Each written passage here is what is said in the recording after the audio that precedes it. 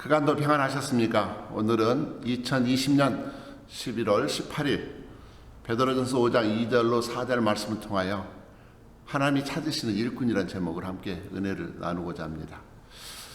하나님이 찾으시는 일꾼은 누구일까요? 우리는 강하고 능력 있고 권세 있고 재주가 많은 사람들을 찾을 것이라 생각합니다. 그러나 오히려 정반대로 하나님은 정말 자신은 부족하고 힘없고 연약하기에 하나님 도움 없으면 아무것도 감당할 수 없는, 살아 죽으나 주님만을 의지하는 연약한 자들을 통하여 오히려 강하게 역사하심을 바라볼 수 있습니다. 대표적인 인물을 우리가 생각한다면 사도 바울입니다. 그는 자신의 사역 말년에 이렇게 자신을 고백하고 있습니다. 디모데전서 1장 15절, 죄인 중에 내가 괴수니라.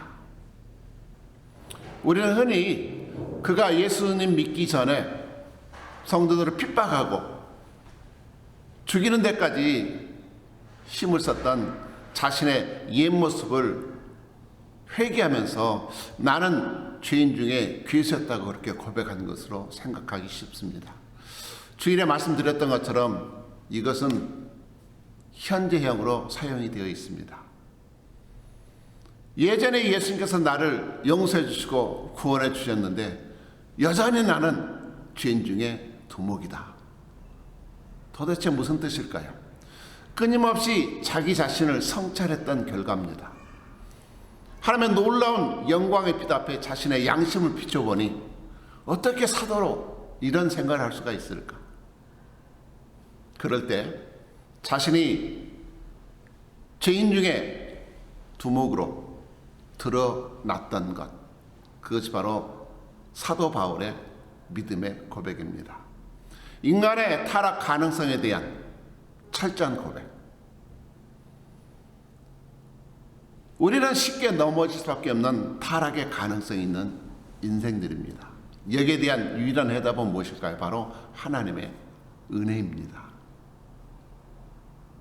우리는 금년 안에 엄청난 재난의 전염병을 10개월 동안 통과 중에 있습니다. 여전히 내가 살아있는 것, 숨을 쉴 수 있는 것, 하나님의 은혜에 대한 감사를 잊어서는 안 될 것입니다. 금년 안에도 우리에게 직분 주셔서 감당케 하신 하나님의 은혜를 감사하기 원합니다. 그러면 우리 크리스천들은 어떤 자세로 섬겨야 될 것인가? 오늘 베드로전서 5장 2절에 이렇게 말씀합니다. 너희 중에 있는 하나님의 양무리를 치되 억지로 하지 말고 하나님의 뜻을 따라 자언함으로 하며. 사도 바울이, 사도 베드로가 이렇게 말씀하며 무슨 생각을 했을까? 아무래도 베드로가 주님을 3번이나 부인했던, 그것도 주님이 가장 위태롭고 힘들고 외로웠을 대제사장집에 끌려가며 재판을 받은 그런 모습 가운데 아무런 힘도 없는 그 대제사장집의 여종에게 너 예수 무리잖아, 아니라고, 나는 그를 모른다고 3번이나 부인했던 베드로, 주님이 십자가 죽으시고 3일 만에 부활하신 후에 베드로를 찾아오셨습니다. 그는 갈릴리 바다에서 고기를 잡고 있었죠. 그렇게 찾아오신 주님께서 3번이나 동일한 질문하십니다. 베드로야, 내가 나를 사랑하느냐? 주님, 제가 사랑하는 거 아시잖아요. 그러면 내 양을 치라고 베드로의 목표적 소명을 심어주십니다. 이때 베드로에게 주셨던 그 말씀 핵심은 무엇입니까? 너는 나를 사랑하면 내 양무리를 치라. 베드로가 오늘 우리에게 주시는 말씀 핵심도 바로 거기에 있습니다. 목회란 무엇입니까? 목사나 장로나 교인의 양무리가 아닙니다. 모두가 다 하나님의 양무리라는 사실을 말씀해주고 있습니다. 목회 핵심은 바로 거기에 있습니다. 우리를 선택하시고 예정하셔서 중생케 하시고 천국 백성 삼아서 천국의 사명을 맡겨주셨는데 모두가 다 주님의 양입니다. 이처럼 양무리를 치는 일은 하나님의 일이기 때문에 하나님의 뜻에 맞게 감당을 해야 됩니다. 이처럼 소중한 하나님의 일인데 우리는 주의 일을 할 때 때로 눈치 보고 도망가고 억지로 마지못해 할 때가 얼마나 많습니까? 그렇게 하면 쉽게 탈진하고 무엇보다도 축복도 받지 못하고 기쁨도 없이 섬기게 됩니다. 하나님의 받은 은혜 없이 섬기게 되면 쉽게 지치고 맙니다. 우리 믿음의 권사님들도 교회 오시면 은혜를 삼아야 되는데 때로는 친교실 가서 밥하는 듯 신경을 쓸 때가 많습니다.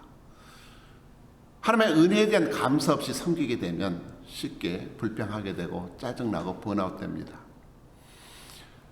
받은 은혜 없이 섬기면 그것은 봉사가 아니라 노동입니다. 여러분, 노동에는 반드시 돈을 받는 대가가 따릅니다. 여러분은 주의 일을 할 때 기쁨으로 섬기십니까? 아니면 노동으로 열심히 땀을 흘리고 일하고 계십니까? 대가를 바라게 되면 그것은 봉사가 아니라 노동입니다. 주님께서 죽기까지 우리를 위해서 섬겨주셨던 영생의 선물을 아무런 공로 없이 받았다면 주를 위해 섬기는 자체가 우리에게는 특권이고 축복입니다. 그 이상 어떤 대가가 필요하겠습니까? 나 같은 자들을 불러주신 주님 은혜에 감사해서 그저 생명까지라도 아깝지 않도록 섬길 수 있는 이것이 바로 은혜를 아는 성도들의 섬김의 기본 자세가 되겠습니다. 그러기에 오늘 본문은 그렇게 말씀합니다. 죄 일을 하면서 더러운 이득을 취하거나 마치 성도들 아랫사람이나 종을 부리는 것처럼 명령하지 말고 부리지 말고 양무리의 본이 되라고 우리에게 말씀하십니다. 중세 신학자였던 성 어거스틴은 이런 고백을 했습니다. 참으로 이상하고도 놀라운 일이다.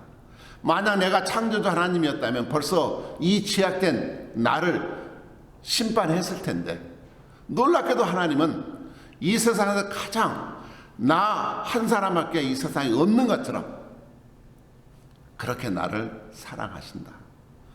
그의 직분은 결코 세상의 명예나 감투가 아닙니다.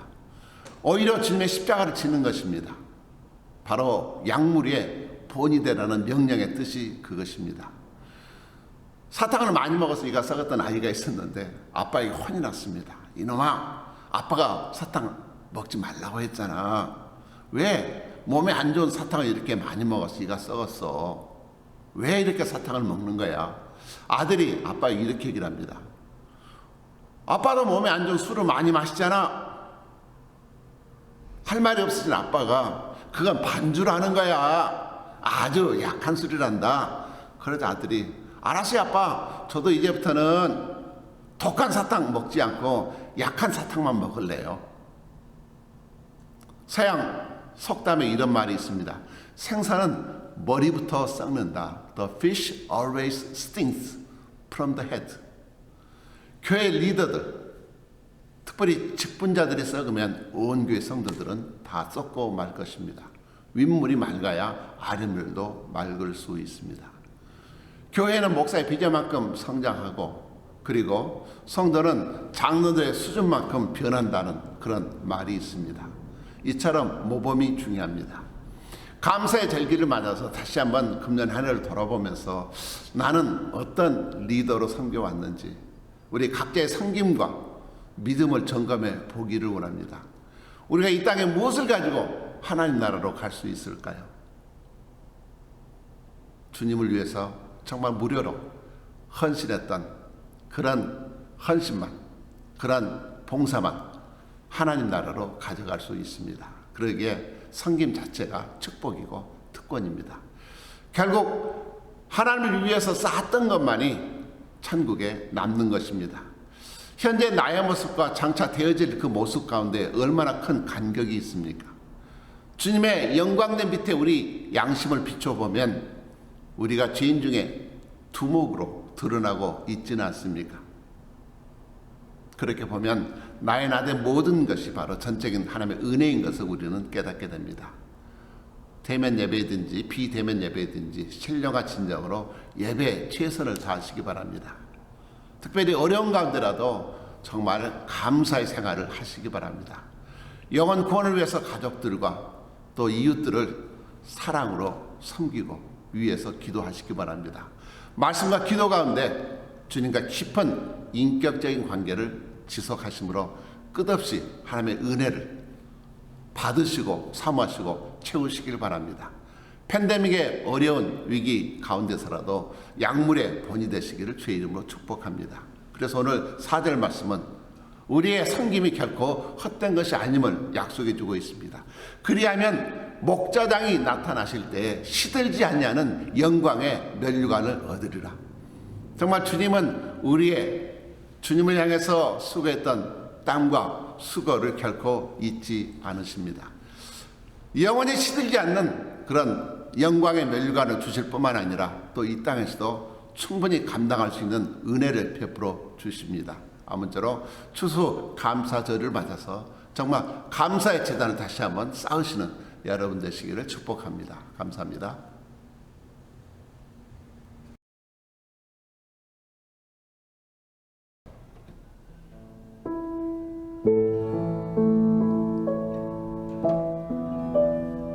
인생을 사노라면 기쁨과 소망보다는 많은 좌절과 아픔을 체험할 때가 많습니다. 금년 한 해 거의 10개월 동안 코로나 팬데믹으로 말미암아서 많은 고통과 아픔을 통과하고 있습니다. 오늘 찬양 가사가 너무 마음에 듭니다. 무엇에 감사하십니까?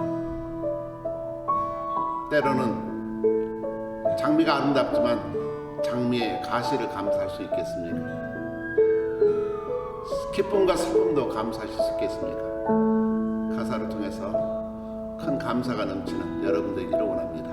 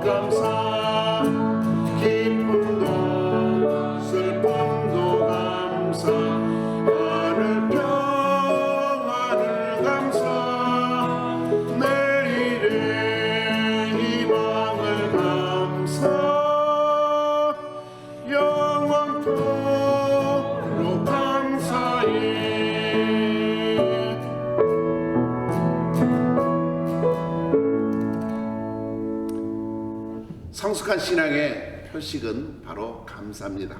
감사함으로 한 해를 아름답게 마무리하시고 장식하시는 여러분 되시기를 축복합니다. 감사합니다.